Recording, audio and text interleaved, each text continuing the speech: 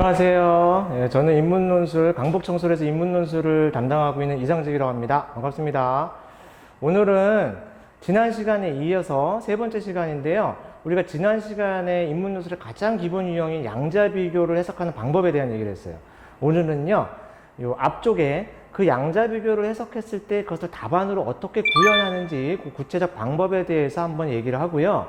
그리고 뒤쪽에 양자비교만큼이나 인문논술에서 문제 1번으로 많이 출제하는 분류요약형 문제의 원리와 답안 작성 방법에 대한 얘기를 좀 하려고 합니다. 자, 우리가 지난 시간에 제가 성균관대 기출문제 가지고 하나 제가 샘플로 설명을 했어요. 자, 독해를 해가지고 지문의 밑줄을 긋고 중요 내용을 정리한 다음에 요 표를 만들어야 된다고 했죠? 다시 얘기하면 공통점 잡아야 되고요. 그 공통점에 따라 비교 기준 설정해야 되고요. 그 기준에 따라서 1은 이렇고 2는 이렇고 여기서는 정부가 나에서도 1은 이렇고 2는 이렇고 요 내용을 설명을 해야 된다고 했잖아요. 자, 만약에 그랬다면요, 이거를 답안으로 어떻게 구성해야 되는지에 대한 지금 얘기를 할게요. 쉬워요. 이게 가장 전형적인 방식 하나를 얘기할 테니까 이 방법을 기준으로 여러분들이 이제 논술을 쓰기가 익숙해지면요, 그때부터는 자기 스타일대로 자유롭게 변형해가지고 활용하시면 돼요. 자, 지금 제가 이걸 기준으로 한번 해볼게요. 이걸 그대로 답 쓴다면요, 먼저 뭐부터 들어오면 되냐면, 첫 번째, 공통점하고요,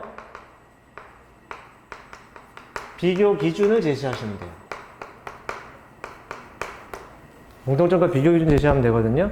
그러면 예를 들어서 이렇게 들어오는 거예요. 요 표를 기준으로 본다면 공통점 요거고 비교 기준 요거죠? 그러면 이렇게 들어갑니다. 재심은 가, 나는 모두 정부의 역할에 대해 설명한다. 이렇게, 요게 공통점이에요. 별게 어렵지 않습니다. 자, 보시면 요게 공통점이죠. 그리고 이 공통점을 쓰고 난 다음에 가가 무슨 내용이고 나가 무슨 내용이기 때문에 둘의 공통점이 정부의 역할이라고 볼 수 있는 거야 라는 취지로 뒤에 근거를 붙이셔도 돼요. 근거라는 건 가는 이런 내용이고 나는 이런 내용이니까 이거야 라고 붙이면 되는데, 안 붙이는 경우도 많아요. 왜 안 붙이냐면요, 뒤에 우리가 차이점을 정리할 때 가나 내용을 많이 활용을 하다 보니까 내용이 중복되는 경우가 많아요. 그리고 그 논술이 마냥 길게 느렸을 수가 없고 각 대학별로 자수를 제한을 뒀어요. 그 제한된 자수 안에다가 답안을 완성하려다 보면은 아무래도 공통점보다는 차이점에 포커스를 맞춰서 문제를 출제를 했을 테니까 일반적으로 차이점에 조금 더 힘을 실어줘야 돼요. 그러다 보면 공통점을 아주 길고 장황하게 설명할 여력이 없어요. 그러다 보니까 아주 많은 경우 이 공통점에 대한 요 근거는요, 생략하는 경우가 많아요. 물론 자수가 충분하고 뒤에 나오는 차이점을 설명하는 내용과 내용상 중복을 만들지 않는다면 공통점에 대한 근거도 충분히 붙여주는 거 나쁘지 않아요. 그건 자수가 충분할 때나 가능하겠죠? 근데 자수가 주어진 자수가 충분하지 않다면 이거는 생략도 가능합니다. 자, 쓰고 난 다음에 두 번째 뭐 하는 거냐면, 그러나 이렇게 들어와서 비교 기준 끌고 들어오는 거예요. 그러나 해서 정부 역할에 따른 결과와 그에 대한 평가에 있어서는 상이한 시각을 보인다. 이런 식의 표현을 달아주는 거예요. 요게 바로 비교 기준을 제시한 겁니다. 비교 기준을 제시할 때는 우리가 저 앞에서 잡은 거 순서대로 들어오면 돼요. 동그라미 1, 동그라미 2 이렇게 순서대로 들어오면 됩니다. 이해되셨죠? 그리고 나서 이제 이 기준대로 가를 정리해주고 나를 정리해주면 돼요. 단순 요약 아니라고 했어요. 비교는 그냥 가를 요약하고 나를 요약하는 게 아니라 요 내용을 중심으로 정리하는 거예요. 이 비교 기준 하에 잡은 이 개념들을 중심으로 정리한다. 따라서 이렇게 글이 들어옵니다. 자, 두 번째 들어와야 되는 건 이제 가를 해석하거나 정리하는 거예요. 그러면 이렇게 들어오면 돼요. 이 기준 순서대로 저도 얘부터 쓰겠습니다. 모든 글은 두 가지식으로 써주는 게 효과적이라고 했죠. 그럼 저 가에 나온 개념 동그라미 1을 먼저 쓰는 거예요. 우선 재심은 가는 정부의 시장 개입이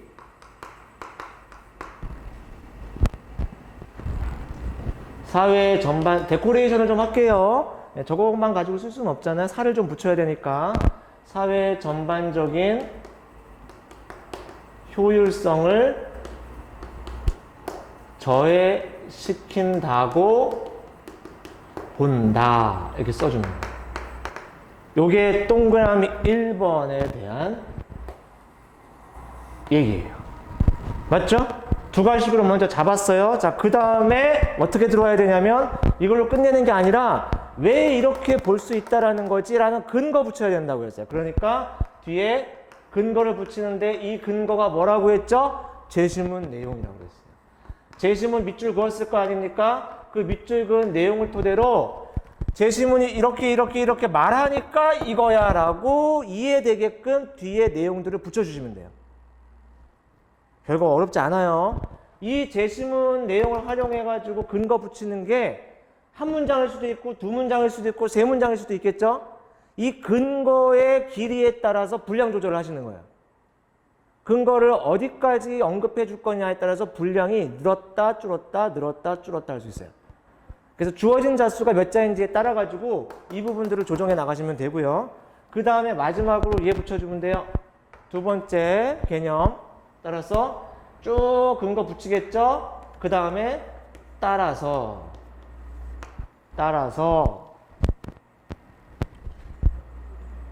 가는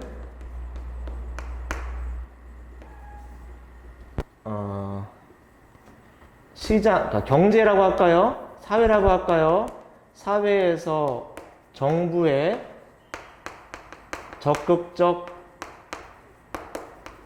정부가 적극적으로 역할하는 것 어떻게 쓸까요? 정부가 적극적인 역할을 하는 상황을 어떻게 쓸까요? 부정적으로 바라본다. 이렇게 쓰는 여기 부정적이라고 들어오죠? 그쵸? 두 번째 개념. 그러면 요 근거까지 앞쪽에다가 다 같이 배치시키는 거예요, 근거를. 자, 이렇게 쓰고 나면 그 다음에 이제 여기에 단락 구분을 한번 하겠죠? 단락 구분을 딱 하고 이제 이렇게 들어오겠죠? 반면에 나는 하고 동일한 방법으로 이 내용을 활용해 가지고 여기다가 붙여주면 돼요. 무슨 말인지 아시겠죠? 어렵지 않습니다. 양자 비교를 어떻게 해석해서 어떻게 답안을 구성해야 되는지 아주 기본 포맷만 알아두면 여기 어느 정도 익숙해지면 그 다음은 여러분 자유자재로 변형해서 쓸 수 있어요. 근데 이제 이걸 안 알아두면 처음에 답을 어떻게 전개시켜야 될지 모릅니다. 지금 이 답안 자체가 기본적인 두 가지 구성이에요. 앞에 개념을 먼저 쓰고 있잖아요. 그렇죠? 개념을 먼저 쓰고 그 다음에 부정적이라는 건 맨 뒤에 쓰긴 했지만 글의 논리상 이렇게 먼저 땅 그러면은 나를 쓸 때도 똑같이 동그라미 1번의 개념이 먼저 들어옵니다. 그리고 맨 뒤에 긍정적이다 이렇게 들어오겠죠? 그러면 가글과 나글 자체가 이미 정확하게 대칭이 돼요. 이 대칭이 좀 더 선명하게 글을 구성할수록 차이점이 좀 더 선명하게 읽혀요. 그 부분만 염두에 둬서 답안을 구성하시면 됩니다. 아시겠죠? 예, 요게 양자 비교의 기본 포맷입니다. 자, 그러면 하나 더 나갈게요. 이제 요게 양자 비교 지난 시간에 했던 거에 대한 기본 어떤 우리가 해석한 거 가지고 답안 쓰는 방법을 얘기를 했는데요. 이제 양자 비교만큼이나 많이 나오는 분류요약형 문제에 대한 걸 잠깐만 언급을 할게요. 이게 양자비교와 크게 다르지 않아요. 이 분류요약형 문제라는 거는요, 어떤 문제를 얘기하는 거냐면요, 혹시 논술 문제를 봤던 친구들은 이미 알 거예요. 자, 제가 샘플로 하나만 저기다 써볼게요. 어떤 식으로 문제가 나오냐면, 제시문 1부터 제시문 5를 서로 다른 입장으로, 이게 두 입장이라고 표현이 돼 있을 때도 있고 안 돼 있을 때도 있어요. 서로 다른 입장으로 분류하고 이를 요약하시오. 이렇게 문제가 나와요. 지금 이 문제의 요구사항을 가만 보면은요, 분류를 하라고 했고요, 요약을 하라고 했죠. 그래서 분류 요약형이라고 보통 우리가 부르는 거예요. 이 문제는 주로 어디서 나오냐면요, 얘가 성균관대 1번, 경희대 1번, 외대 1번 고정 출제예요. 그리고 이 유형이 숭실대학교, 서강대학교 등등에서도 굉장히 많이 활용돼요. 그래서 여러분이 만약에 수시를 6개 논술을 다 지원을 하게 되면요, 한 대학 정도 저 분류요약형 문제를 풀게 되는 경우가 굉장히 가능성이 높아요. 그래서 분류요약형도 숙지를 해 놓으셔야 되는데, 다행스러운 건 이게 양자비교랑 큰 차이가 없어요. 자, 어떤 차이가 없는지 제가 설명을 해줄게요. 여기 보시면 지문을 이렇게 여러 개를 줘요. 지금 여기서는 5개 줬죠? 1부터 5까지라고. 맞죠? 그런데요, 최대 몇 개까지 나왔냐면 8개까지 나왔어요.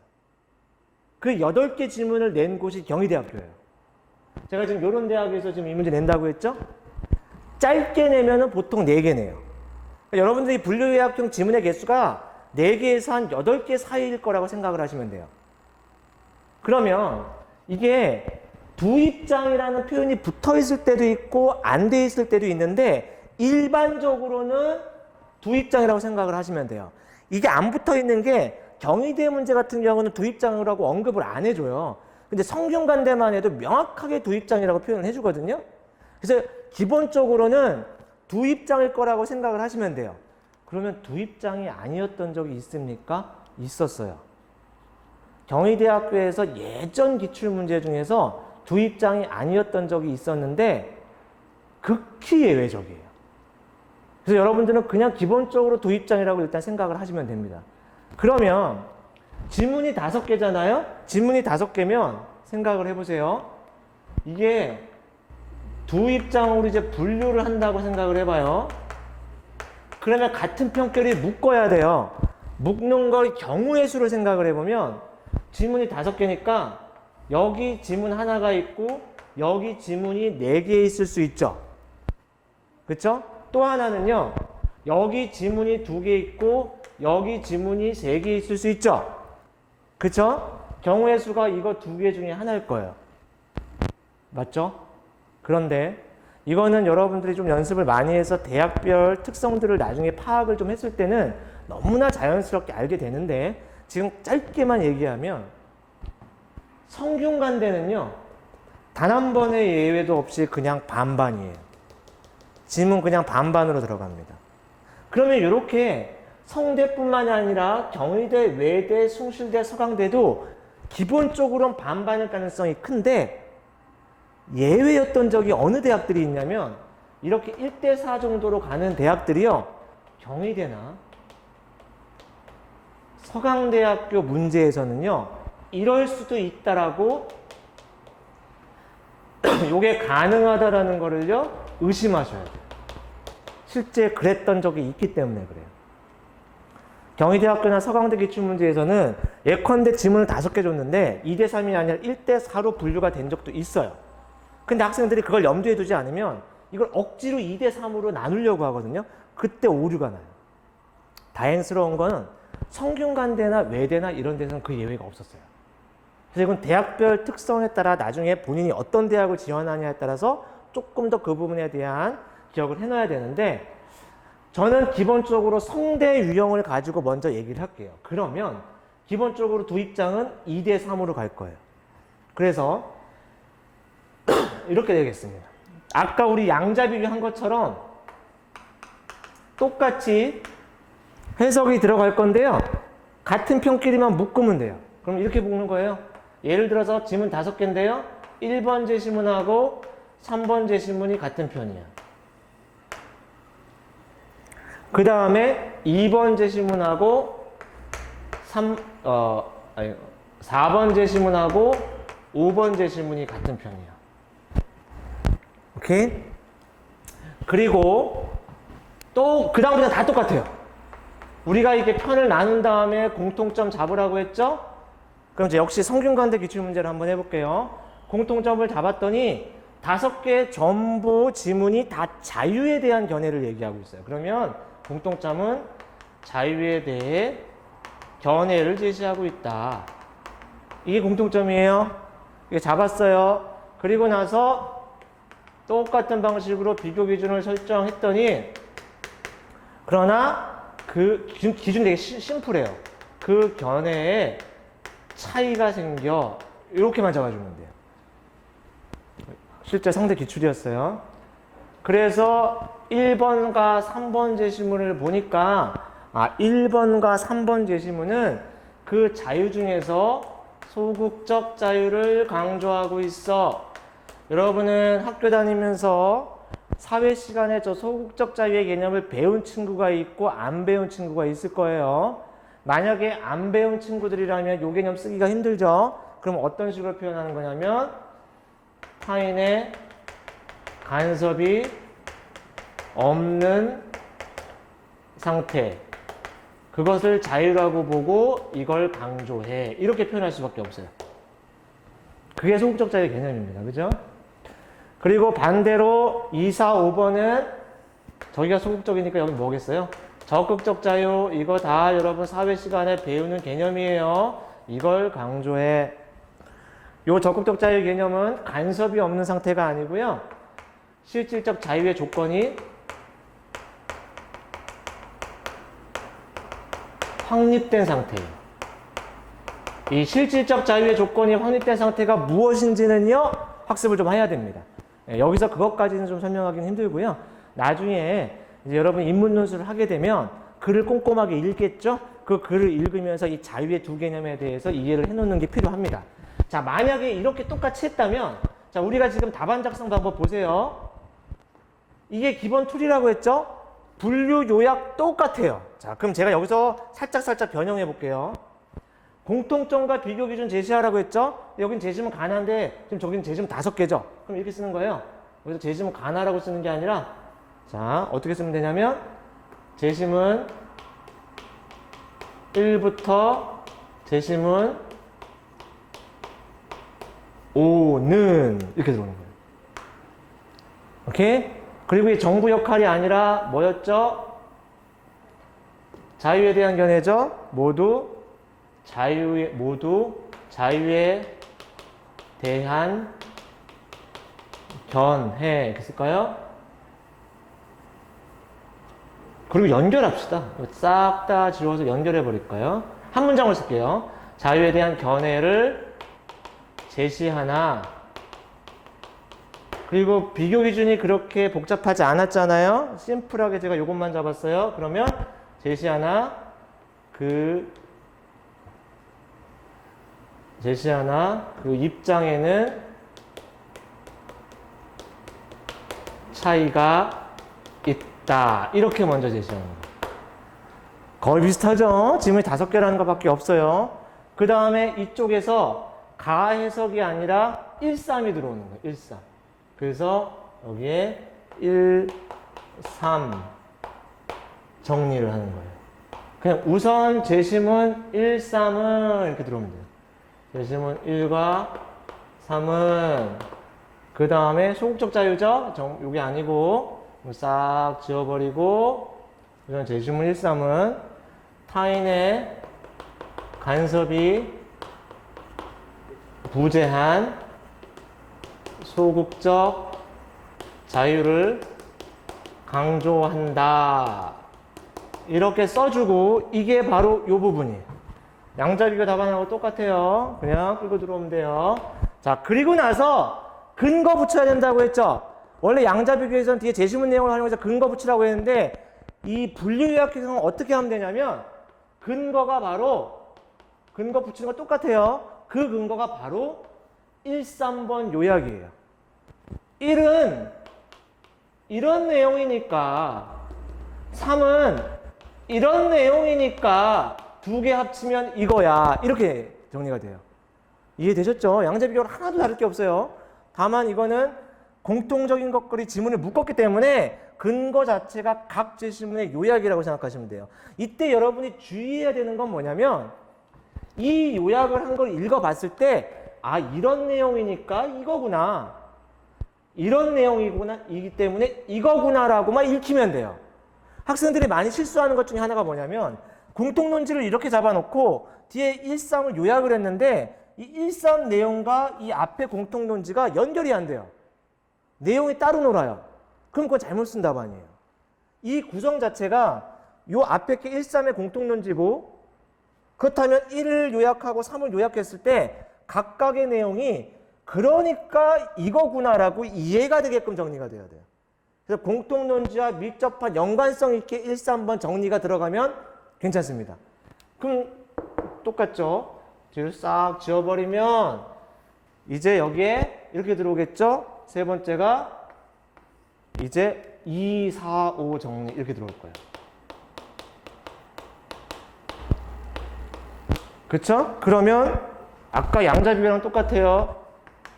반면에 이렇게 들어올 거고 제심 똑같은 색깔로 할까요?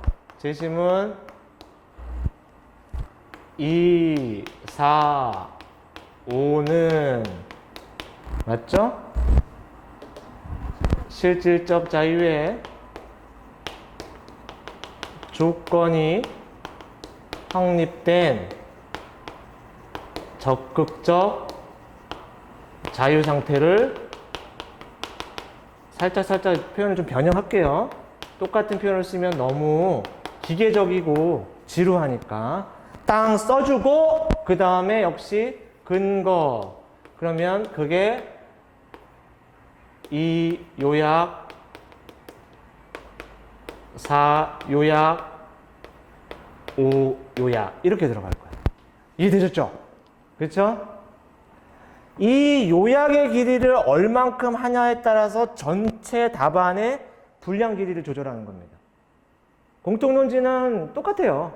근데 이 분량의 길이는 요약의 길이를 어느 정도까지 할 것이냐에 따라서 조절하시면 되고요. 실은요. 제가 지금 성대 기출문제 하나를 가지고 샘플로 설명을 했지만 지금 이게 가장 기본적인 방식이거든요. 답안을 쓰는. 그런데요. 이 방식은요. 경희대학교나 외대나 숭실대나 서강대나 이런 데 쓰면 돼요. 그런데 성균관대는 실제로는요. 지금 저 방식에서 하나 정도 우리가 더 고려해야 되는 상황이 있어요. 이게 다른 대학에서는 요구하지 않는데 성균관대에서 대학에서 요구하는 측면이에요. 그게 뭐냐면 이걸 따로 이렇게 1은 이렇다, 3은 이렇다 이게 아니라 요 두 제시문 정리하는 이 요약을요. 한 편의 논리 흐름으로 하나의 글인 것처럼 1과 3이요. 다른 글이 아니라 꼭 하나의 글인 것처럼 논리관계를 고려하거나 설정을 해서 요약을 하는 방식을 성균관대 측에서 요구를 해요. 그래서 이 부분은 제가 지금 오늘은 설명할 수 없지만 숙지를 해서 연습을 꽤 많이 해야 돼요. 근데 이 성대를 제외하고 저기 쓰여져 있는 나머지 대학은 가장 기본적인 이 툴을 가지고 답안을 작성을 하시면 됩니다. 물론 경희대나 외대나 숭실대나 서강대도 이 성대가 쓰는 방식들을 활용할 수는 있어요. 활용해도 상관이 없어요. 그러나 그냥 이 방식을 써도 상관은 없습니다. 그래서 지금 논술이 처음인 친구들을 위해서 여기까지 가기 전에 일단 기본적인 이 답안 툴은 꼭 숙지를 해놨으면 좋겠습니다. 아시겠죠? 자, 오늘 제가 얘기한 거는 양자비교의 답안 작성 방법, 그리고 그것과 유사한 분류요약형 문제가 무엇이고 그 분류요약형 문제의 답안 작성 방법, 이 두 가지를 얘기했는데 꼭 이거는 기본 매뉴얼처럼 숙지를 해놓으셔야 됩니다. 네, 오늘 여기까지 하겠습니다. 고생 많았습니다.